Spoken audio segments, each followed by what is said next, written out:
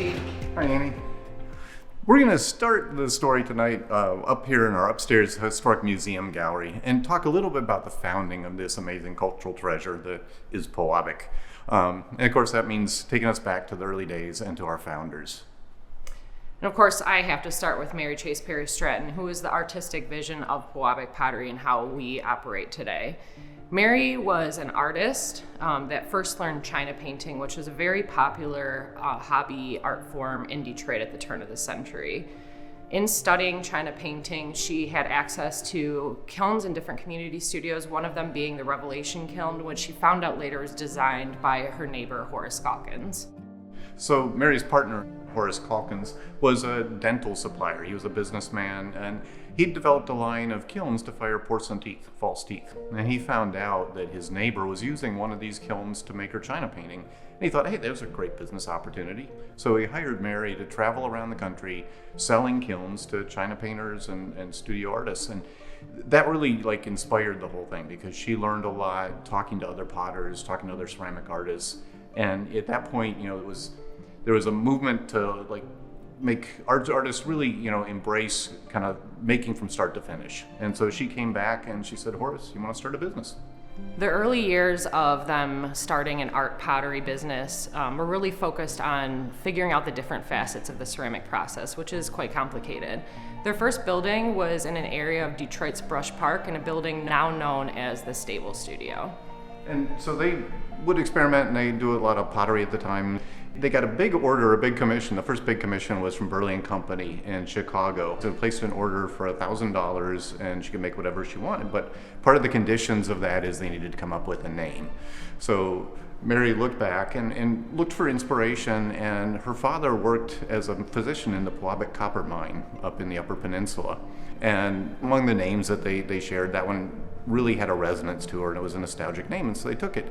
And it turned out really to be fortuitous, because Pewabic, comes from the Ojibwe term wabic or Pewabic, which means metal, and it started to foreshadow the iridescent glaze that would become such an important part of this pottery.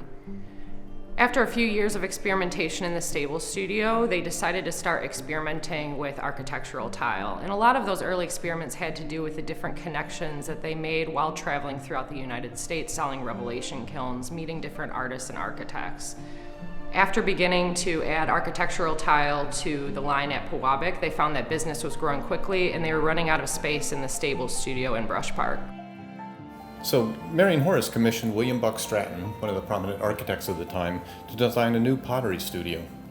Mary and William would later marry, and Mary Chase Perry would become Mary Chase Perry Stratton. The new pottery opened in 1907, and we've been making pottery and tile here ever since. It's a National Historic Landmark, and it's one of the oldest continuously operating potteries in the nation. In the early years at the pottery, the upstairs was focused on showcasing ceramic art and meeting with clients who wanted to design architectural tile for their home or business. Our first floor downstairs space was made up of long rooms that were each focused on a different part of the ceramic process, where all of the makers would create all of the artwork. And of course, the function of the pottery really hasn't changed that much, the overall making process.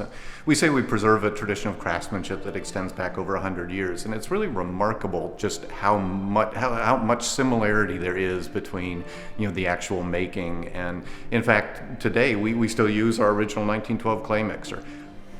I just want to talk a little bit about my favorite thing about working at Pewabic, and that's the people that I get to work with every day. In learning more about the history of Pewabic, I found that great people being here is nothing new. There's been over 100 years of history of people that have been dedicated to making art and learning about it and creating it together in a community setting like Pewabic.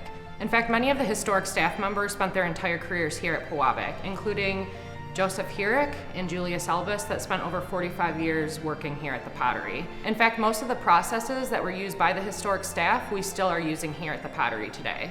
We're going to be picking back up with Steve, who are downstairs with our makers, and we're going to learn a little bit more about the ceramic making process that we use here today.